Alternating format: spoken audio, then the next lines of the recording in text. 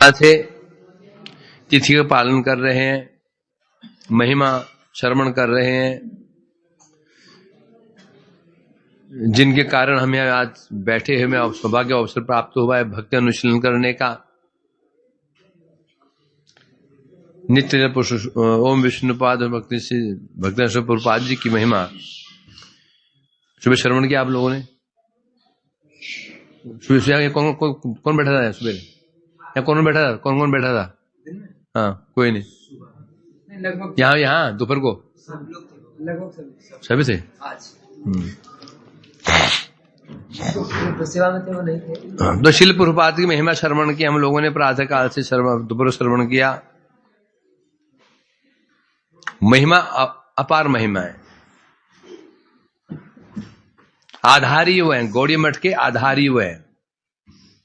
ये गौड़ी जो शब्द है इससे पहले केवल एक बार महाप्रभु ने कहा था। कब कहा था? गुंडीचा मंदिर मार्जन के समय जब एक सेवक मंदिर धोने के बहाने पानी लाया, प्रभु चरणों में जल डाल दिया और पी रहा था, तो कहा था स्वरूप तुम्हारा गौड़िया, इसने मैं सर्वनाश कर दिया। उसके पश्चात गौड़िया शब्द इस पर मिसाल में गौड़िया 3 ठाकुर को कहा गया, परंतु महाप्रभुपाद ने इसको स्पष्ट रूप से मठ का नाम क्या? गौड़ीय मठ। यहां उन्होंने अपने स्वरूप को बता दिया। प्रभुपाद ने अपने स्वरूप को ही इंगित कर दिया, मैं कौन हूं। क्यों? जो जैसा होता है, जो इंजीनियरिंग का एक्सपर्ट हो तो इंजीनियरिंग कॉलेज खोलता है, वो डॉक्टर हो तो डॉक्टर का वो हॉस्पिटल खोलता है ना। उन्होंने जो मठ की संस्था बनाई, काम नाम है गौड़ीय। और गौड़ीय जो भाव है मंजरी भाव है। सखी भाव गौड़ीय नहीं कह सकते हैं, क्यों? जो 5 सखियां होती हैं, सख्य प्राण सख्य से काशन, प्रिय सख्य से नर्म सख्य पंचविधा स्मृता। सखियां 5 प्रकार की होती हैं। सखी उनमें जो 2 सखियां, नित्य के प्राण सखी, इन्हें मंजरी कहते हैं। और ये होती है राधा पक्षिया। कौन होती है? राधा पक्षियां। सखी होती है पहली वाली कृष्ण पक्षी, 2 और 3 नित्य की प्राण सखी राधा पक्षिया। बाकी परम प्रेष्ठ सखी, प्रियनर्म सखी, ये उभय सम स्नेहा। इसके स्नेह, इनका स्नेह कृष्ण जी और राधा जी समान होता है। जो बीच वाली है नित्य सख्य से प्राण सख्य, ये मंजरी है, मंजरी कहते हैं। यही है राधा पक्षी है, यही है गौड़िया। गौड़िया कहने से गौरी, केवल और केवल जिनकी निष्ठा किन में है, राधिका जी में गौड़िया, ये मंजरी है। तो इस प्रकार से तो सिद्ध कर दिया उन्होंने कि अपने स्वरूप को इंगित कर दिया। क्या स्वरूप है उनका? मंजरी स्वरूप है। नाम भी उनका क्या है? मणि, नयन मणि मंजरी। तो ये जो मठ बनाया उन्होंने, किसका मठ है ये? जिसमें अनुशीलन होगा। किसका अनुशीलन होगा? गौड़ियों का अनुशीलन होगा। जो महाप्रभु क्या देने के लाए थे? स्वभक्ति श्री। स्वभक्ति माने राधा जी की भक्ति, वो देने के लिए नहीं आए थे, वो तो आस्वादन का विषय था, आस्वादन करने के लिए आए थे। दशशेखर है, परम करुण है, श्री, जो स्वभक्ति की श्री है वही है मंजरी भाव है।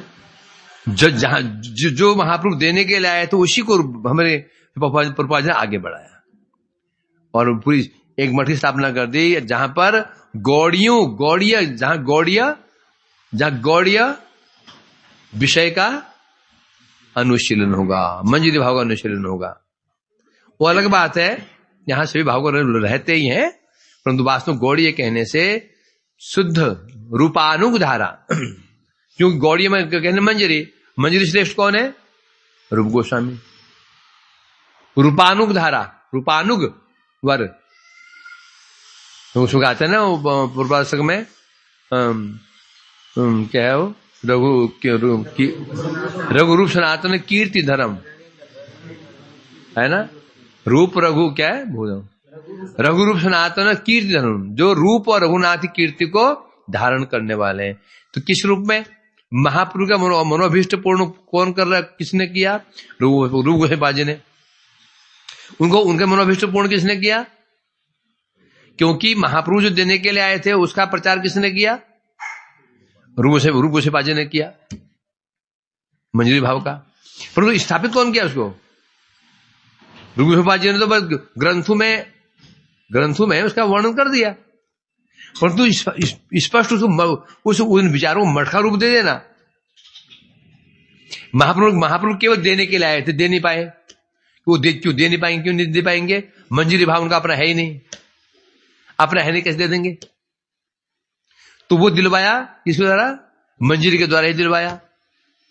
रूप गोसाई ने प्रचार तो कर दिया, परंतु ऐसा कोई कुंज तो नहीं बनाया। कुंज कौन बनाया?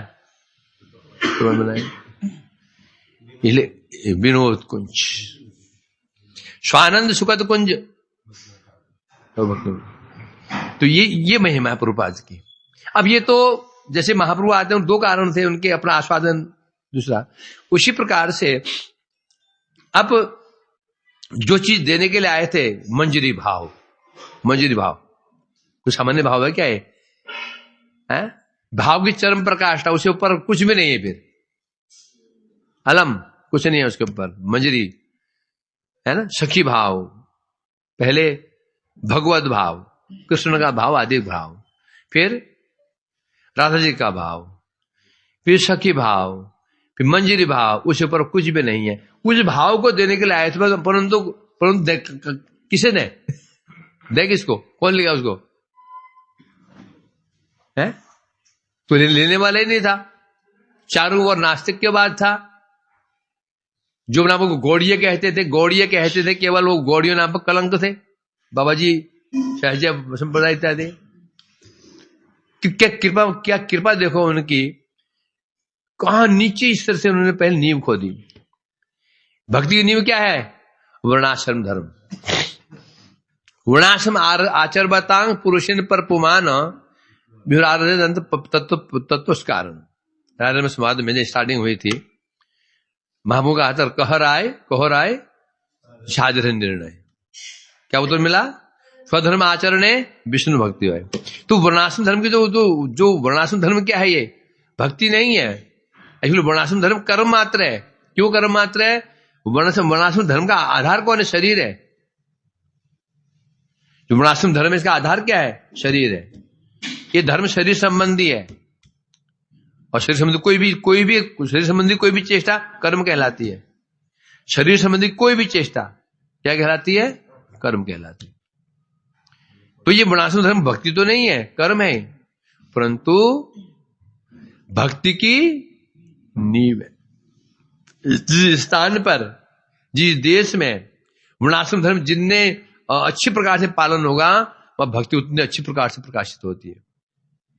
भारतवर्ष में ये जो वर्णाश्रम धर्म अच्छी प्रकार प्रकाशित होता है, अब तो वो नहीं हो रहा है, होता है, अभी होता है, तो भक्ति की संभावना यहां पर अधिक है। सबसे पहले उन्होंने क्या किया?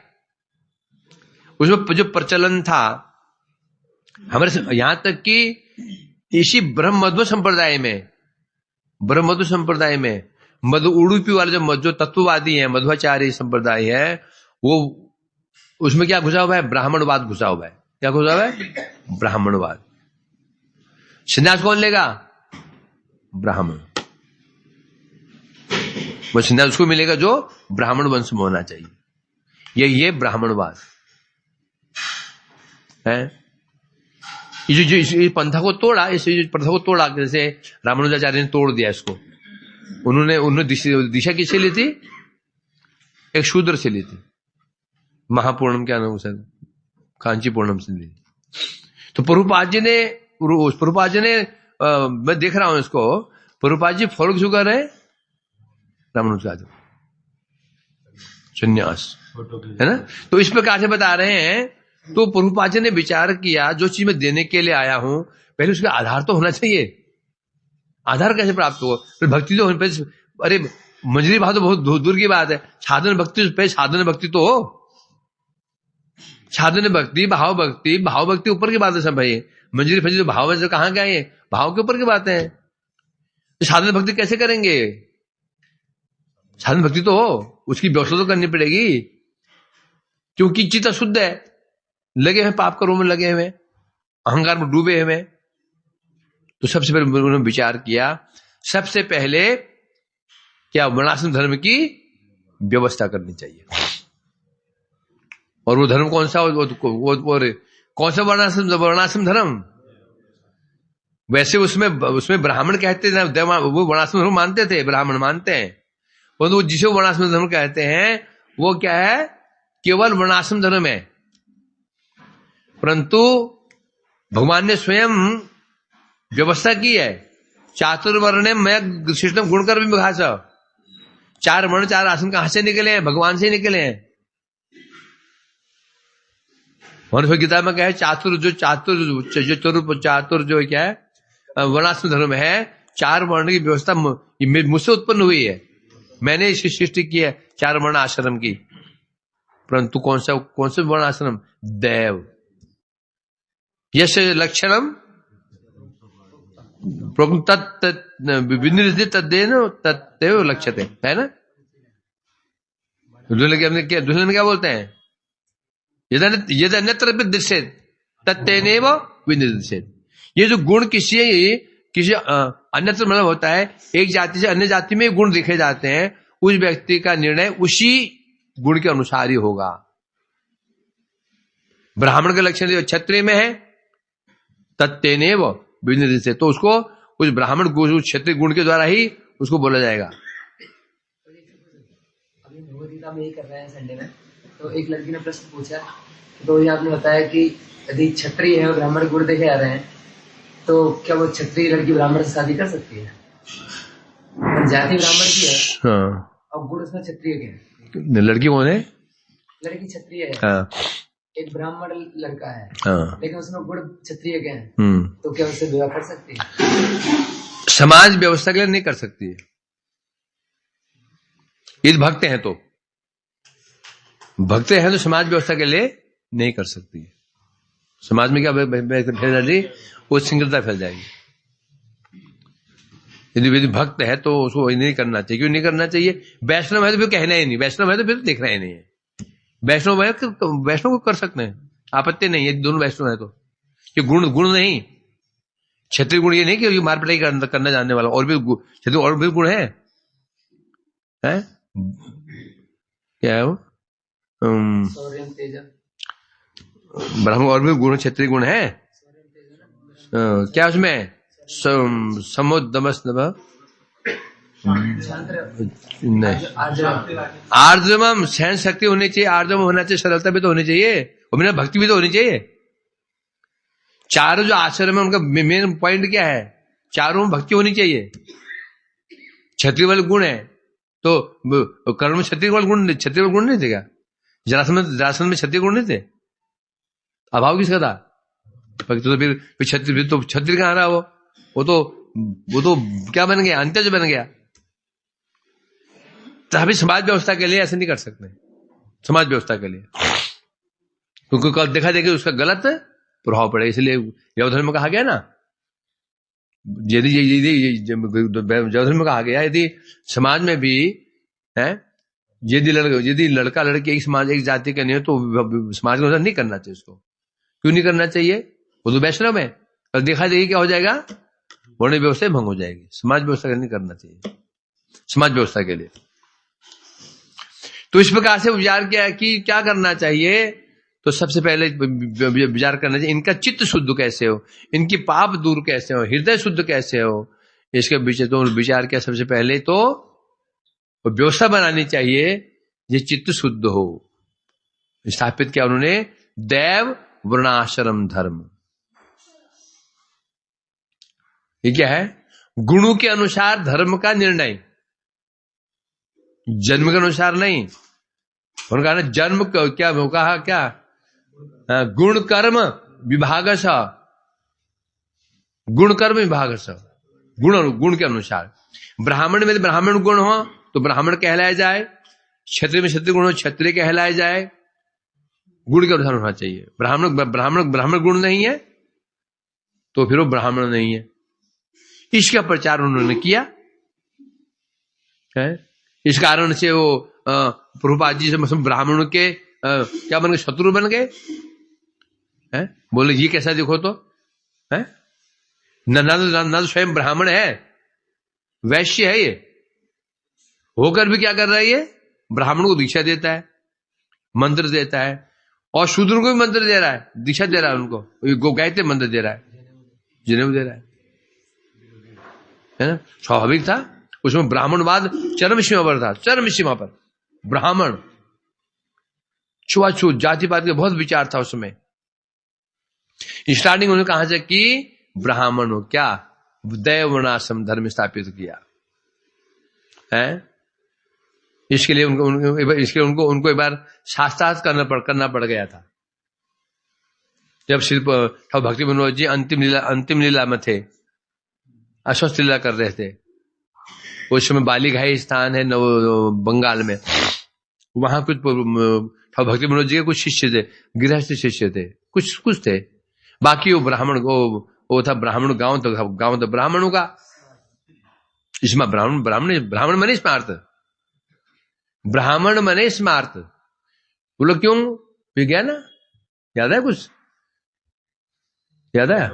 ब्राह्मण यदि वैष्णव हो फिर उसको सकाम व्यक्ति, सकाम कर्मी को ही ब्राह्मण कहा जाता है, याद है। सकाम कर्मी तो ब्राह्मण है वो।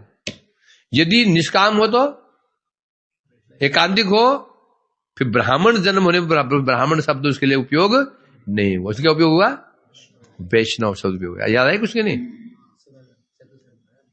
आया ना, भागवत में आया था, उसमें आया था, चतुर्सन कह रहे ना, चतुर्सन को कह रहे हैं, आया उसमें। तो यहां बता दो, वहां पर कुछ वैष्णव थे और बाकी ब्राह्मण थे। ब्राह्मण कहने स्मार्ट, ब्राह्मण शब्द ही जो है ये स्मार्ट को कहते हैं, जो स्मृति से बनता है स्मार्ट, तद्धित पड़ता है, पांडु से पांडव, स्मृति से स्मार्ट।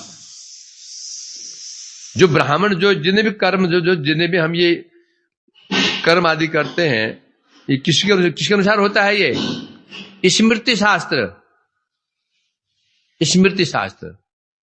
ये पाप है, ये पुण्य है, ये करनी है, ये कहां से कहा लिखा हुआ है, स्मृतियों में लिखा हुआ है, स्मृतियों में लिखा हुआ है। और दूसरा मार्ग है वैष्णव मार्ग, ये स्मृति पर आधारित नहीं है। किस पर आधारित है, ये किस पर आधारित है, ये आधारित है पंचरात्र। स्मृति पर आधारित नहीं, स्मृति में होता है जब मनुस्मृति, इसमें स्मृति, ये स्मृति क्या कहते हैं समझो, स्मृति साहब से कहते हैं जिसमें केवल किस प्रकार से इस जीवन जिया जाए, अच्छी तरह जीवन, पाप रहित जीवन जिया जाए, कर्म से मनुष्य की उन्नति हो, सीधा से शब्दों में इसे कहते हैं स्मृति शास्त्र। उसमें आत्म तत्व का कोई आलोचना नहीं होगी। पंचरात्र, इसमें किसी क्या विशेषता है, इसमें ये परमार्थ की आलोचना इसमें होगी। तो वैष्णव धर्म की आधारित है पंचरात्र पे। तो दो मार्ग हैं। तो ब्राह्मणी हम कहते हैं तो सीधा स्पष्ट है, स्मृति शास्त्र, जो स्मृति शास्त्र के अनुगत है उन्हें स्मार्थ कहते हैं, स्मृति से स्मार्थ। अब वो कुछ वैष्णव थे, वैष्णव इन्हीं के वैष्णव थे, बाकी जब ब्राह्मणी थे।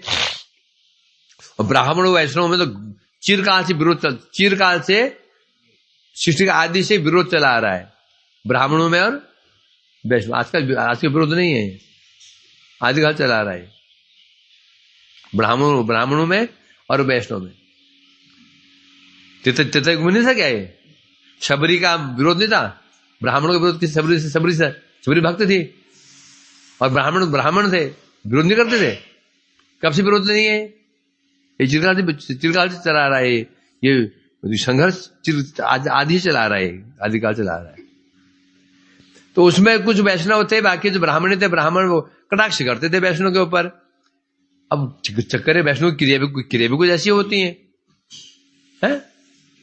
श्राद्ध नहीं करना माता पिता मर गए, श्राद्ध का अनुष्ठान नहीं करना, देवी देवता को न मानना, समाज से विपरीत क्रियाएं वैष्णव की है कि नहीं, विपरीत क्रियाएं। अब स्वाभाविक है, लोगों को बोलने का अवसर मिल जाता है, वो ब्राह्मण थे, कटाक्ष करना मिल गया। ये कैसे वैष्णव देखो, यहां तक माता पिता श्राद्ध को भी अधिक महत्व नहीं देते हैं आदि, और कई कई चीजें थी। तो उन्होंने तो ऐसी प्रकार से वैष्णव निंदा करते थे। ये भी जब ये कुछ इन्हीं के वैष्णव से विरोध करते थे, बोलते तो उन्होंने कहा देखो एक काम करो, शास्त्रार्थ हो जाए, ब्राह्मण और वैष्णव इनमें श्रेष्ठ कौन है, शास्त्रार्थ हो जाए। वहां से खबर पहुंची, उसमें ठाकुर भक्ति विनोद जी रहते थे शानंद सुखद कुंज में, पल्ली क्या बोलते उसको, गौद्रुम वन में रहते थे, गौद्रुम में रहते थे, अंतिलीला में थे कि गुरुदेव वहां पर कुछ ब्राह्मण लोग ऐसा विरोध कर रहे हैं। उन्होंने एक सभा का आयोजन किया है, वैष्णव को नीचा दिखाने के लिए एक सभा का आयोजन किया है, उसमें कृपा करके कुछ भेजिए।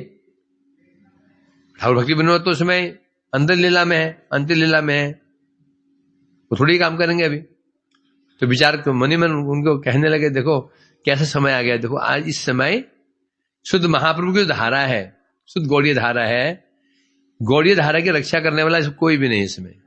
वहां जा सके जाकर के गौड़ीय धारा की रक्षा कर सके कोई भी नहीं है। पूर्वपाद बगल में बैठे थे, पूर्वपाद जी बगल में बैठे, छोटे बच्चे भी 15-16 साल के बच्चे ही थे, दुबले पतले, है ना। बाद में तो शरीर अच्छा हो गया था, बचपन से तो शरीर दिखता है बस, दुबले पतले। तो बोले गुरुदेव यदि आप मुझे आदेश दें, कृपा आदेश दे तो मैं काम कर सकता हूँ। बड़े प्रसन्न हुए, सिर पर हाथ रखा, आशीर्वाद दे, जाओ विजय बाबा। उसमें 2-3 लोगों के साथ में वहां पहुंचे, जो सभा क्षेत्र में पहुंचे, सभा स्थल पर पहुंचे, चारों ब्राह्मण बड़े ब्राह्मण कैसे होते हैं, मोटे तगड़े पेट, लंबा मोटा पेट, सब खा पी करके लंबे जोड़ है, मोटा पेट, तौन फुलाई बैठे हैं, तौन फुलाई पगड़ी पहनी हुई, मोटे ब्राह्मण है।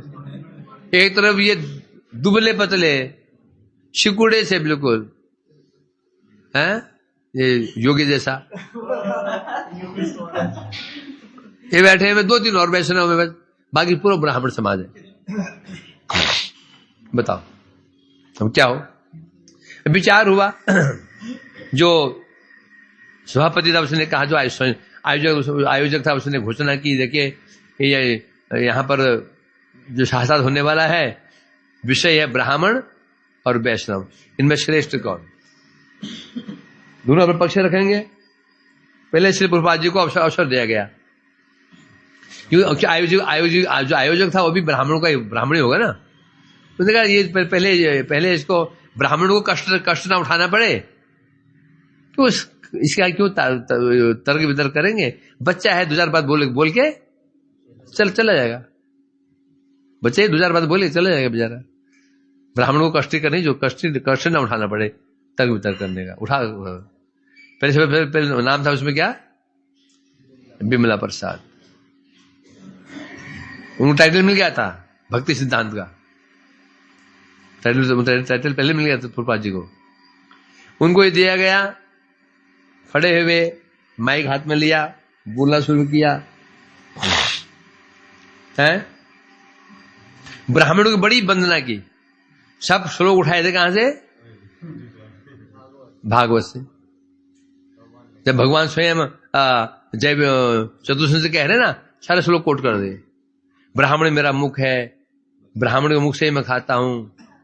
हवन में यदि यज्ञ कुंड में जो आहुति दी जाती है उससे कई दिन मैं प्रसन्न होता हूं, ब्राह्मण के मुख से ग्रहण करके।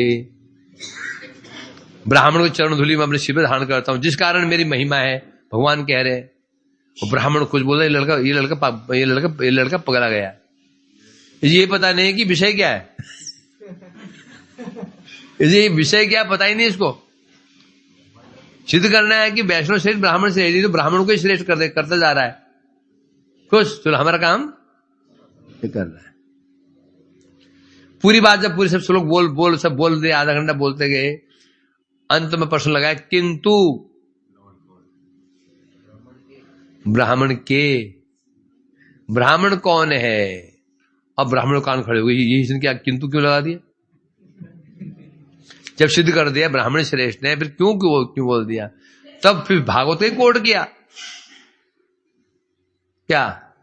विपरात द्विसर्गुणयुतात् अरविंद नाभ पादारविंद मुखा स्वपच वरिष्ठम मन्य तदर्पित मत हितार्थ प्राण प्राण। बस जो श्लोक बोला, श्लोक की व्याख्या शुरू कर दी। बात ठीक है। ब्राह्मण भगवान को प्रिय है। ब्राह्मण भगवान कौन है? ब्रह्मण्य कौन है? ब्रह्मण्य देव है। ब्रह्मण्य देव भगवान ने कहा ना, जो मेरे ब्रह्मण्यत्व है कहां से आए? आपकी चरण धूलि शिव धारण करने मेरे ब्रह्मण्यत्व है ये, ठीक है। परंतु भागवत में ब्राह्मण क्या है, किसे कहा गया? तो बता रहे हैं 12 गुण से युक्त ब्राह्मण, ब्राह्मण कुल में जन्म लिया, 12 गुण उसके अंदर हैं और वास्तव में 12 गुण है ना, ये 12 गुण भी वैष्णव के 26 गुण के अंदर ही है। वैष्णव कितने गुण होते हैं? 26। ये 12 गुण उनके अंदर में ही है। यूं कह दो वैष्णवता ब्राह्मणता अनुशुद्ध है क्या? जिस प्रकार से 1 रुपये में 50 पैसा भी है, 80 पैसा भी है, उसी प्रकार से वैष्णवता में ब्राह्मणता क्या है? ऑटोमेटिक है।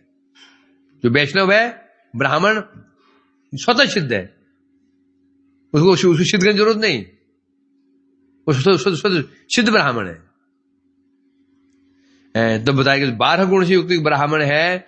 यदि अरविंद नाभात, अरविंद कमल नाभ से भगवान के चरण कमलों से विमुख है, उसे श्रेष्ठ वो चंडाल है मनोवचने, जिसने अपने मन, अपने वचन, अपने प्राणों को भगवान को समर्पित कर रखा है, वो चंडाल ब्राह्मण से श्रेष्ठ है। यहां तक कि वो जो चंडाल है वो अपने उद्धार तो करता, स्वकुलम अपने कुल का भी उद्धार कर लेता है। न तू भूरी मानम, जो ब्राह्मण, जो भूरी मान में ना, जो अहंकारी ब्राह्मण है, मैं ब्राह्मण हूं, श्रेष्ठ अभिमानी ब्राह्मण है, वो अपना ही उद्धार नहीं कर सकता। ऐसे जो श्लोक सुनाए, बस धीरे धीरे होते भी एग्जाम्पल। प्रहलाद जी असुर है, असुर कुल में तो तुम है, परंतु बड़े बड़े ब्राह्मणों के भी पूज्य है। एग्जाम्पल देने शुरू कर, धीरे धीरे करते करते करते करते जो ब्राह्मण जो थे और ब्राह्मण माने बैठे थे, धीरे धीरे धीरे धीरे 1 खिसका, 2 खिसका करते अंत में सब पूरा सभा स्थल गायब हो गया, क्योंकि वैष्णव बच गया उधर। इस प्रकार से वहां से श्री प्रभुपाद जी ने स्थापन किया कि ब्राह्मण कौन है? जातिगत ब्राह्मण नहीं, क्या वर्णगत ब्राह्मण, वर्णगत ब्राह्मण नहीं, गुणगत कर्मगत। श्री प्रभुपाद जी ने कईयों फॉलो किया। जैसे कुछ विषय में रामानुज को फॉलो किया, कुछ विषय में नरोत्तम ठाकुर जी को, नरोत्तम ठाकुर की यही समस्या होती, नरोत्तम ठाकुर के सामने ये समस्या आई थी ना, वो तो ब्राह्मणों को दीक्षा देना शुरू कर दिया था, उनको कुछ पैरालाइज्ड हो गए थे, ब्राह्मण लोग कटाक्ष कर रहे थे, वहां में ऐसे हुआ कि नहीं हुआ? इस प्रकार से बता रहे हैं। तो उन्होंने ये स्थापित किया वर्णाश्रम, दैव वर्णाश्रम धर्म, किसी जातीय क्यों नहीं है, शूद्र हो, ब्राह्मण हो, क्षत्रिय, वैश्य हो, हर कोई व्यक्ति क्या वैष्णवी दीक्षा का अधिकारी है। सावित्र मंत्र का अधिकारी केवल ब्राह्मण होता है, ब्राह्मण, क्षत्रिय और वैश्य। सावित्र मंत्र मतलब गायत्री मंत्र, गायत्री मंत्र का अधिकारी केवल 3 होते हैं, ब्राह्मण, क्षत्रिय और वैश्य, शूद्र नहीं, स्त्री नहीं। परंतु जो वैष्णव मंत्र होता है, वैष्णवी मंत्र होता है, वैष्णव मंत्र होता है, जो दीक्षा कहा जाता है, उसका अधिकारी हर कोई है।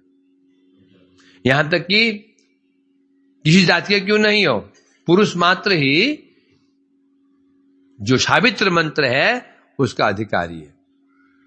बोलो कि तो कैसे अधिकारी है, कि तो ब्राह्मण अधिकारी क्यों नहीं है? क्योंकि ब्राह्मणवाद जो है, जो ब्राह्मण जो शब्द है ये शरीर संबंधी शब्द है। इसलिए ब्राह्मण जो गायत्री मंत्र जपते हैं वो केवल एक मंत्र है। क्या है? एक कर्म मात्र है। वही गायत्री जब हम जपते हैं, वैष्णव लोग जपते हैं, वो गायत्री क्या हो गया? वो अब क्या बन गया? वो हम आने करते हो ना, गायत्री जपते हो ना, ये क्या है? ये साधन भक्ति का अंग है।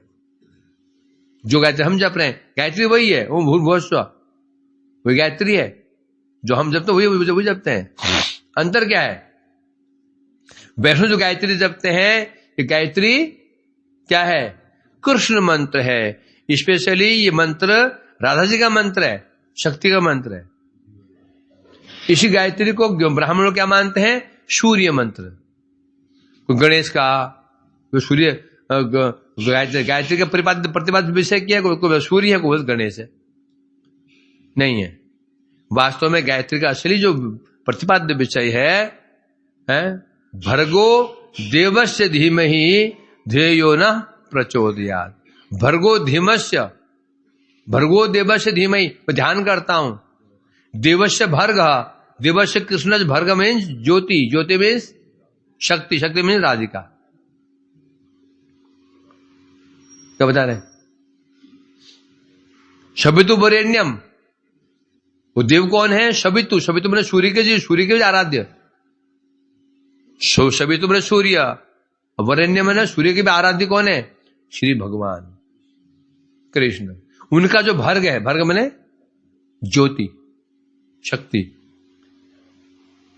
उसका हम ध्यान करते हैं। यहां ये गायत्री जो मंत्र वास्तव में, ये गायत्री मंत्र क्या वास्तव में है? क्या है ये मंत्र ही अपने आप में क्या है? स्त्रीलिंग मंत्र है गायत्री, स्त्री गायत्री, गायत्री मंत्र है ना? इसलिए कह रहे हैं यहां पर, तो ये मंत्र वास्तव में, ये मंत्र जो वैष्णव जो गायत्री जपते हैं, ये मंत्र वास्तव में क्या ध्यान करना चाहिए? गायत्री मंत्र में क्या ध्यान करना चाहिए? राधा कृष्ण ध्यान करना चाहिए। तो इसलिए ये तो सिद्ध हो गया। तो ये मंत्र वास्तव में क्या मंत्र कहलाएगा? इसलिए वो भक्ति में जीव मात्र का अधिकार है? इस प्रकार से उन्होंने स्थापित किया, दैव वर्णाश्रम धर्म की स्थापना की, जिस कारण आसानी से सब लोग भक्ति में लग गए। तो यदि ऐसा नहीं होता हो, हमें कई लोग ब्राह्मण नहीं है, तो क्या भक्ति अनुसरण कर पाते हो? कर पाते? नहीं कर पाते थे, नहीं कर पाते थे, संभव ही नहीं था। बस उनका क्यों? ब्राह्मणों को ही धर्म कर्म करने का अधिकार है। शूद्र को तो है ही नहीं बिल्कुल। क्षत्रिय वैश्य को भी होता है, यदि वो तब गायत्री प्राप्त करते हैं, जब सावित्री जन्म होता है हो जाता है। शूद्र अंत्यज का कोई अधिकार नहीं है। तो परंतु देवनाश्रम धर्म के अनुसार अंत्यज हो या शूद्र हो, हर किसी का भक्ति में अधिकार है। ऐसे स्थापित किया तो एक तरफ यहां ब्राह्मण घोर विरोधी हो गए श्री प्रभुपाद जी के। अब लोगों ने जो अब लोगों उनकी चेतना जग गई। अब लोग देखते थे घर में जो ब्राह्मण देवता आते हैं, ये ब्राह्मण है भी कि नहीं? दिखाने गुण नहीं है, गुण नहीं है। गुण इसके गुण शूद्र के हैं। लोगों ने बुलाना बंद कर दिया। पंडित जी आप थोड़ा कल से मत आना है। ज्यादा जैव धर्म में वो बेणी माधव क्या कहता है? बेणी माधव है साले। ये वैष्णव लोग एक टोकरी गले में कंठी लटका करके है हमारे पेट में लात मार दी, हमारा खाने पीना छोड़ दिया। कहते ना वैष्णव बेटे गले में टोकरी कंठी लाद करके घर जाकर के हमारे पेट पे लात मार दी लोगों ने। ब्राह्मणों की आय किसे होती है? पूजा पाठ से होती है। लोगों ने बुलाना बंद कर दिया। अब लोग वैष्णव बुलाते थे और वैष्णव अनुष्ठान करवाते थे। ब्राह्मण का बोलबाला बंद हो गया, वैष्णव को बोलबाला बढ़ गया, शत्रु बन गए। अकेले ऐसे धुरंधर योद्धा थे प्रभुपाद जी, चारों तो शत्रु शत्रु। और दूसरी तरफ समस्या किसकी थी? गोसाई, जाति गोसाई। गोसाई फैमिली में जन्म हो गया तो हम गोसाई हैं, गोसाई परिवार जन्म हो गया। हम नित्यानंद प्रभु, नित्यानंद के वंशज हैं, हम फलाने के वंशज हैं, बस गुण कुछ नहीं है।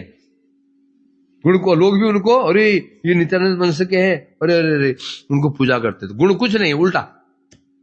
कहा में ये जहां पर ये पुरी में जो रमन जी का स्थान है, राजा रमन का स्थान है, उसमें हम गए तो अंदर घुसते ही क्या दुर्गंध, प्याल दुर्गंध, अंदर प्याल लहसुन पे क्या बन रहा था। तो बोले हाँ आप कौन? बोला हम जी रामानंद जी के वंशज हैं। अभिमान, और क्या अभिमान, हम उनके वंशज हैं, गुण है नहीं कुछ। और लोग उनको जाति को सही मान करके उनको उनकी पूजा करते, आराधना करते थे। और वैष्णव का अनादर, पर किस जाति का है, किस पाति का है, पर जाति पाति का है पता ही नहीं इनका है। आगे यहां पर भजन करने के लिए आदर नहीं करते थे। और कुछ कमी थी वैष्णव भी, वो कमी, कुछ जो वैष्णव उनमें कमी थी, उनका आचरण ही क्या था, निंदित आचरण था, गंदा आचरण था, तो उनको अवसर मिल जाता था। प्रभुपाद ने देखा कि भक्ति की शुद्ध भक्ति की स्थापना करनी है तो जाति गोसाईवाद का भी खंडन करना होगा। तब से प्रभुपाद जी ने स्पष्ट शब्दों में जगह जगह सभाओं में बोलना शुरू कर दिया कि जाति गोसाई ठीक है, ब्राह्मण का पुत्र ब्राह्मण ही होगा ऐसा नहीं होता, वकील का पुत्र वकील होगा ऐसा नहीं होता, गुण होने चाहिए। ब्राह्मण का पुत्र है, ब्राह्मण कैसे हो जाएगा वो? ऐसा होता तो हिरण्यकशिपु तो असुर था, उसका पुत्र कौन हुआ? बोला जी ब्राह्मण श्रेष्ठ। उनका पुत्र कौन है? विरोचन, परम असुर। विरोचन क्या आसुरी प्रवृत्ति का था। यदि प्रहलाद जी ब्राह्मण श्रेष्ठ हैं, भक्त हैं, तो उनके पुत्र कैसे होना चाहिए? रावण के पिता परम ब्राह्मण थे, कौन क्या नाम? विशर्वा मुनि। विशर्वा मुनि था ना रावण के पिता, और पुत्र क्या, और रावण को क्या कहा गया? राक्षस राज। तो कैसे हो सकता है? ठीक है, जाति गोसाई तो है, ठीक है, उनके परिवार में उत्पन्न होने वाला हर व्यक्ति गोसाई बन जाएगा, ऐसा नहीं हो सकता। उनको भी प्रभुपाद जी ने क्या शिक्षा दे दी, लक्षण बता दिए। क्या हो गया? कहां से बंद, कहां से आ गया? बैठा खिड़की में।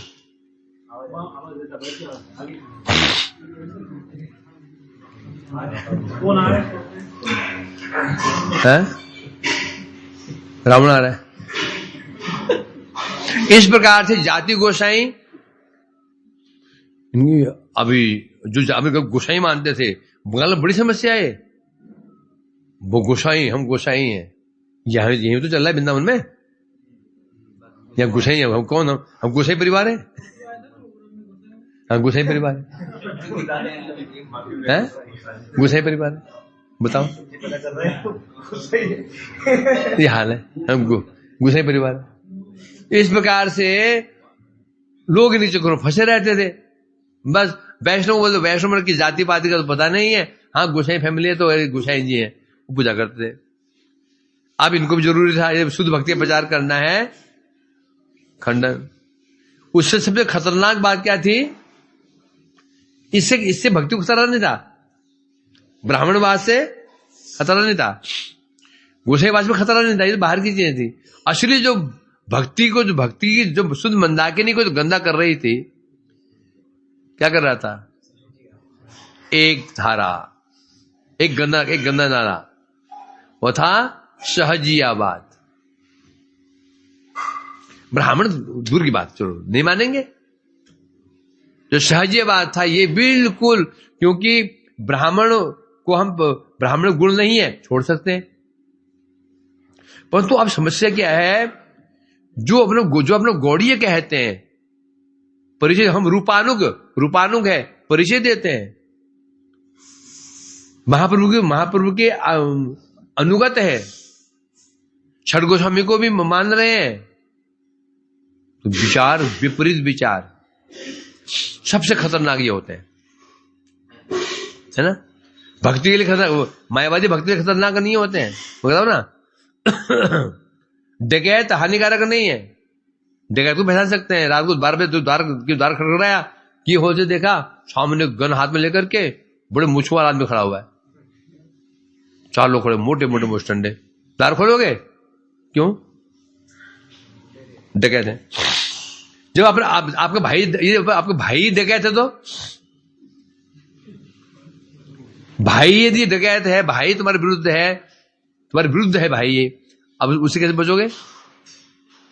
तो ये मायावादी, ये बौद्ध, ये जैन, ये सहजिया, ये दुनिया, ये ब्राह्मणवाद, ये हानिकारक नहीं है। हमारे हानिकारक कौन है? सहजियवाद, जो बिल्कुल वैष्णव जैसे है। वैसे तिलक धारण करना, त्रिकंडी धारण करना, तिलक धारण करना, हरिनाम करना, महाप्रभु को मानना, नित्यानंद जी को मानना, राधा कृष्ण का भजन करना, एकांतिक भजन करना, सब भक्ति का पालन करना, बिल्कुल हूबहू वैष्णव। रूप गोस्वामी सम्मान करना, सबका आदर करना, वही ग्रंथ पढ़ना और वही कथा करना। तुम सुना ना ये कृपालु महाराज, तुम उनके जब कथा सुनोगे लगा शुद्ध गौड़ी है, पूरे चैत्र चैतन्य मान लो जी पर बैठी हुई है, चैतन्य चैतन्य जीप पर बैठते थे उनके, पूरे चैतन्य पाठ, क्या सिद्धांत। मैं को सुनता अवाक रह जाता, बिल्कुल क्या सिद्धांत, बिल्कुल सिद्धांत, सटीक सिद्धांत थे, परंतु विचार विपरीत। तो अब कैसे बचोगे? कैसे बचे बताओ, कैसे बचेंगे हम? कैसे समझाएंगे ये सहजी है, ये संग नहीं करना चाहिए? क्या बोलेगा वो? प्रभु जी ये भी गौड़ी है, आप भी गौड़ी हैं, ये महाप्रभु मानता है, आप भी मानते हैं, एकादशी आप ये भी करते हैं, गौर पूर्णिमा ये भी गौर पूर्णिमा बनाते हैं, ये बनाते हैं, अंतर कहां पर है? क्या समझाओगे उसको? क्या समझा सकते उसको? बल्कि बोलेगा ये आप हो नहीं हो, ये शुद्ध जरूर है, क्योंकि ये लोग आधा कपड़े पहनते हैं, जैसे गोस्वामी लोग पहनते थे, सफेद कपड़े पहनते थे, आधे कपड़े पहनते थे, और तुम तो पूरा धोती लटकाई बैठते हो, लंबी चौड़ी धोती है, इधर पहनते हो है? अब क्या समझाओगे उनको? है ये तो इनसे ये खतरनाक थे। इसी शरीर को आज बिना बहुत चल गया है। एकदम बरसाना गया था, है? जब तुमने निकाला था ना एक दिन, याद है? तुमने एक दिन निकाल दिया था, 2 दिन यहाँ गायब रहा था, निकाल दिया तुम्हें, तुम्हें भटक रहा था। वो दिन याद रहेगा, वो दिन में याद रहेगा। मैं भटक रहा था, कहाँ खाऊं कि मठे में बच्चे है नहीं। 12 बजे मैंने निजी एक होटल में पराठा लिया था, क्या खाएगा? पागल घूमते, पागल ऐसे। इतना गुस्सा आ रहा था मेरे को, मैंने साहब इनको सब बहुत गुस्सा आ रहा हूं। तो मैं वो है ना जो पिछली सीढ़ियां हैं, नीचे एक आश्रम में, वहां कीर्तन चल रहा था, चला गया और वहां देखा एक नहीं 15-20 लड़के, बड़े सुंदर लड़के, वो मरहम पट्टी करके, वो लिपापोती करके, पूरा मुंह को करके, घाघरा पहन के, क्या लड़कियों तो कमरा मटका ना, आज लड़के फेल हो जाए उनके आगे, बिल्कुल हूबहू है। हाँ बिल्कुल हूबहू, मैंने लड़कियों की तरह, मतलब कि इतने लंबे चौड़े लड़के सुंदर, मैंने आकाश से परियां उतर गई हूं। ये हार है, वही हाव भाव, वही मटकन फटकन, दुनिया निर्माण का बस ये है। सोचो क्या, बगल में तो आश्रम है, सामने आश्रम है ना, सामने सामने आश्रम, हाँ दिखते ना सामने, सखी सखी संप्रदाय है। अरे इसी जड़ शरीर को ही सखी मान लेते हैं, मंजरी मान लेते हैं इस जड़ शरीर को, है? क्यों बोले, क्यों भाई हम क्या कर रहे हैं, मंजरी भाव की उपासना कर रहे हैं। मंजरी कौन होता है, स्त्री होती है। उन मूर्खों को ये पता नहीं, अरे ये शरीर ना तो स्त्री, ये शरीर है, शरीर, ये शरीर है, जड़ शरीर है। ये कभी ये स्त्री भी नहीं, पुरुष भी नहीं, ये तो मुर्दा है। इसी के क्या फर्क पड़ता है? मूल स्वरूप का आत्मा मूल है। तुम जड़ शरीर क्या साड़ी पहने तो तुम स्त्री बन गए? ऐसे ही मैं कहा ना, मैं रोज गिरजा परिक्रमा करता था, एक घोड़े मठ के भटका हुआ आदमी ब्रह्मचारी, वो बन गया था बाबा जी। कुछ हल्की परिचय था थोड़ा कभी, तो मेरे पीछे पड़ा रहता था पूरे परिक्रमा में, जान खा जाता। बाबा जी ऐसे होते हैं, स्वरूप देते हैं, रोज मेरे निंदा करता है, पीछे नहीं छोड़ता है, चिपको मैं उसे बाहर नहीं करना चाहता तो पीछे लगता, वो पीछे नहीं छोड़ते हैं। उनको अपान भी नहीं लगता। मेरी बात करूं, वो निगलते हैं, मैं पीछे हट जाता हूँ, फालतू बात नहीं करना चाहिए। तो इसलिए मेरे इतना क्रोध आया, मैंने कहा इसको खाता हूं। मैंने कहा तू मंजरी बन गया। हाँ बोले क्यों? क्योंकि ये जनेऊ जो पुरुष का लक्षण है, इसका है जनेऊ काट दिया, यही पुरुष का लक्षण है बस।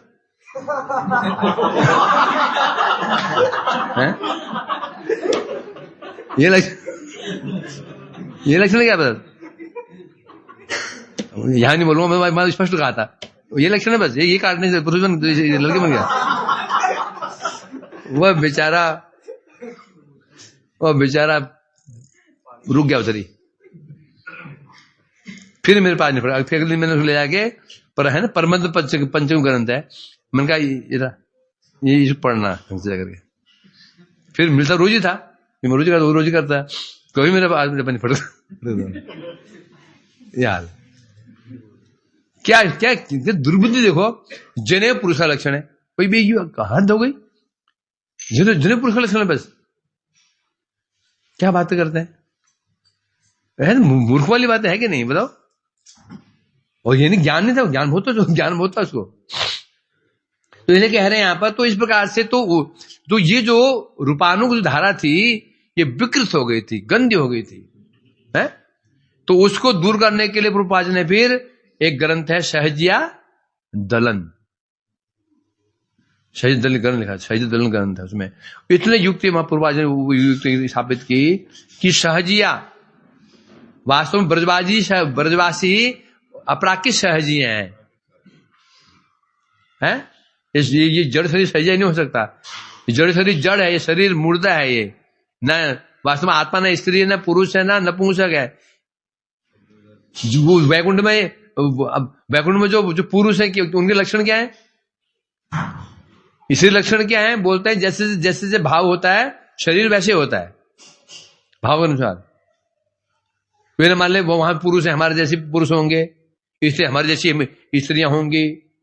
कैसे होते कल्पना हम नहीं कर सकते हैं, कृष्ण कैसे पुरुष थे, हमारे जैसे थे क्या? इसलिए हमारे जैसे थे क्या? इसे कल्पना हम नहीं कर सकते हैं। जब जड़ शरीर है, इसकी कल्पना हम नहीं कर सकते हैं। तो इस प्रकार से उन्होंने यहां पर दिखाया, और जब लोगों को पता चलने लगे अरे सहज बात, लोग उनसे दूर होना शुरू हो गए। लोगों ने मान लिया कि व्यभिचार करते हैं, बाबा जी माता जी लेके रहते हैं, और लोगों ने उनको मानना बन गया। ए बच्चों,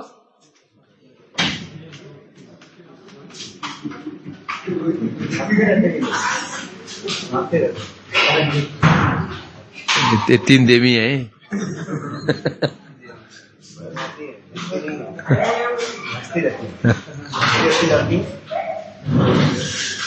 हाँ, तो इस प्रकार से प्रभुपाद जी ने एक तरफ सहजों का दलन किया, सोचो यदि ऐसा नहीं होता आज हम क्या होते? एक मिनट बस, क्या होता बताओ? आज हम भी उसमें डूबे रहते, हम अपने घाघरा पहले घूमते रहते इसमें। हाँ, मेरा बचपन में स्त्री को पहना तो कोट पैंट, हम पहने साड़ी। ए तुम कोट पैंट पहनो, हम साड़ी पहनेंगे, हम मंजरी हैं।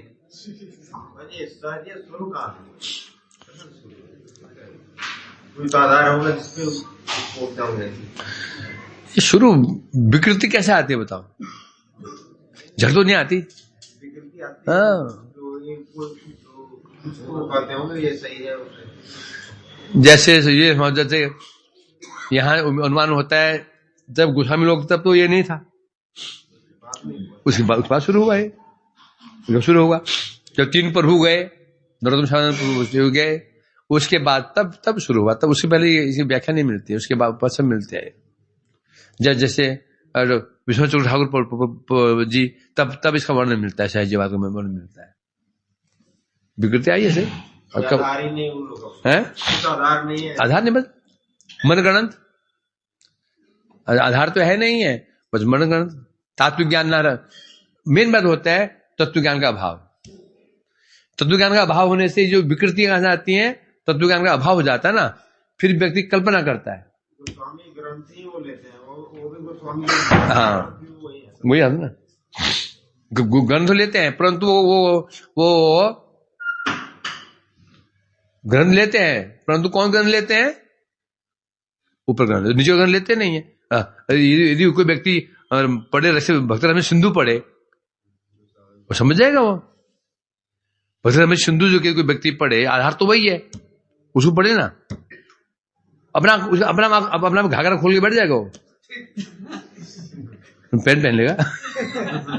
हाँ, खुद ही पहन लेगा वो, समझ जाएगा वो तत्व क्या चल रहा है। वो पढ़ेंगे नहीं उसको, सीधे कहां शुरू करेंगे? उज्जवल नीलमणि। तो मरना तो है ही है। इसने कहा तत्व ज्ञान अति आवश्यक है। पशु प्रभुपाद की जय हो। वांछा कल्पतरुभ्यश्च कृपा पेता ना पावत। हरे कृष्णा कृष्णा कृष्णा हरे हरे, हरे राम राम राम हरे। नीताय गौर हरि बोल, हरि बोल, हरि बोल, हरि बोल, गौर हरि बोल, हरि बोल, हरि बोल, हरि बोल। ओ